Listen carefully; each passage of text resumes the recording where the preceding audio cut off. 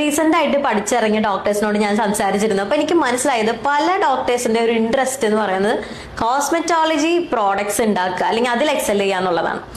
അപ്പം എനിക്ക് നിങ്ങളോട് പറയാനുള്ളതെന്ന് വെച്ചാൽ നമുക്ക് ഏതൊരു പ്രോഡക്റ്റ്, അത് കോസ്മെറ്റോളജി പ്രോഡക്റ്റ് ആയിക്കോട്ടെ അല്ലാത്തതായിക്കോട്ടെ, വിൽക്കണമെങ്കിൽ നമുക്ക് അതിനൊരു ലൈസൻസ് വേണം. നമുക്ക് പല ലൈസൻസുകൾ വേണം എന്നുള്ളത് അറിയാത്തത് കൊണ്ടാണോ എന്നറിയില്ല. അത്യാവശ്യം പ്രായമുള്ള ഡോക്ടേഴ്സും അതുപോലെ യങ് ഡോക്ടേഴ്സും യാതൊരുവിധ ലൈസൻസും ഇല്ലാതെ തോന്നുന്ന പേരിട്ട് ലേബൽ ഒട്ടിച്ച് കൊമേഴ്ഷ്യലി അത് സെയിൽ ചെയ്യുന്നുണ്ട്. പിടിക്കപ്പെടുന്നത് വരെ കുഴപ്പമില്ല, പക്ഷെ ഇതൊന്നും നിയമപരമല്ല എന്നുള്ളത് മനസ്സിലാക്കുക.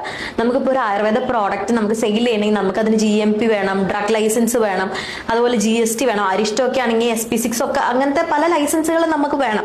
കോസ്മെറ്റിക് പ്രോഡക്റ്റ് ആണെന്നുണ്ടെങ്കിൽ നമുക്കതിൽ കോസ്മെറ്റിക് ലൈസൻസ് എടുക്കണം. ഈ ഒരു പെർട്ടിക്കുലർ പ്രോഡക്റ്റിന്റെ തന്നെ നമ്മൾ അതിന്റെ സ്റ്റെബിലിറ്റി, ടോക്സിക്കോളജി, ഷെൽഫ് ലൈഫ്, ഇതുപോലുള്ള മറ്റു ടെസ്റ്റുകൾ നിങ്ങൾ ചെയ്യണം. ഞാൻ എക്സാമ്പിൾ പറഞ്ഞെന്ന് മാത്രം.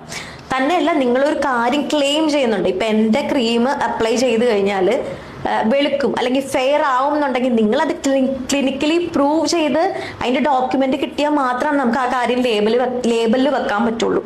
ഇതൊന്നും ഇല്ലാതെ നിങ്ങൾ നിയമപരമല്ലാത്ത രീതിയിൽ ഇൻസ്റ്റഗ്രാമിലും മറ്റു ആഡ് കൊടുത്തൊന്നും നിങ്ങളുടെ പ്രോഡക്റ്റിനെ മാർക്കറ്റ് ചെയ്യാതിരിക്കുകയാണ് സേഫ് ആയിട്ടുള്ളത്. പിടിക്കപ്പെട്ടാൽ വലിയൊരു ഫൈൻ തന്നെ വരും, മാത്രമല്ല വലിയ വാർത്തയാവും. അത് നിങ്ങളുടെ ഡിഗ്നിറ്റിക്ക് തന്നെ അത് മോശമാണ്. നിങ്ങളുടെ പേഷ്യന്റിന്, നിങ്ങളുടെ ക്ലിനിക്കിൽ വരുന്ന പേഷ്യന്റിന് നിങ്ങൾക്ക് കൊടുക്കുന്നത് കൊണ്ട് തെറ്റില്ല, unless there is an issue. ഇപ്പൊ നിങ്ങൾ എന്തെങ്കിലും ഒരു ലൈസൻസ് ഇല്ലാത്ത നിങ്ങൾ ഉണ്ടാക്കിയ ഒരു പ്രോഡക്റ്റ് കൊടുത്തു, നിങ്ങളുടെ ഒരു പേഷ്യന്റ് എന്തെങ്കിലും അലർജിക് റിയാക്ഷൻസോ എന്തെങ്കിലും കാണിച്ചു, അവർ കംപ്ലൈന്റ് ചെയ്തു, ലക്ഷങ്ങൾ നിങ്ങൾ കോമ്പൻസേഷൻ കൊടുക്കേണ്ടി വരും. അപ്പൊ ഇങ്ങനത്തെ സേഫ് അല്ലാത്ത പ്ലേക്ക് നിങ്ങൾ പോകാതിരിക്കുക.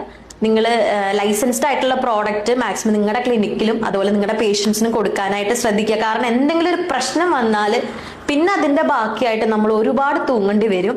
ഇപ്പൊ ഞാനിത് പർട്ടിക്കുലർ ആയിട്ട് ഞാനിത് പറയാൻ കാരണം തന്നെ, ഇപ്പം എനിക്ക് പ്രൊഡക്ഷൻ യൂണിറ്റ് ഉണ്ട്. അപ്പം നമ്മൾ ഒരു ഗ്രൂപ്പിലുണ്ട്, ഒരു മാനുഫാക്ചേഴ്സ് ഗ്രൂപ്പിലുണ്ട്, അതുപോലെ തന്നെ അതിനകത്ത് ഡ്രഗ് ഇൻസ്പെക്ടറും ഉണ്ട്. അപ്പൊ പലരും ഇതുപോലെ ലൈസൻസ് ഇല്ലാതെ പ്രവർത്തിക്കുന്ന പ്രോഡക്ട്സിനെ പറ്റി അതിനകത്ത് മെൻഷൻ ചെയ്ത് ഡ്രഗ് ഇൻസ്പെക്ടർ ആക്ഷൻ എടുക്കാമെന്നും പറയാറുണ്ട്. അപ്പം ഈ ഒരു പർട്ടിക്കുലർ സമയത്ത് ഭയങ്കരമായിട്ട് ഹൈപ്പിൽ വന്നിരിക്കുകയാണ് ഈ ആയുർവേദിക് പ്രോഡക്റ്റ് മേക്കിംഗ്.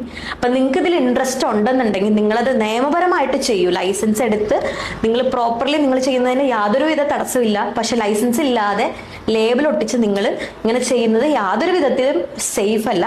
ഈ ഒരു ഇൻഫർമേഷൻ നിങ്ങൾ മാക്സിമം ഡോക്ടേഴ്സിന് ഷെയർ ചെയ്ത് കൊടുക്കുക.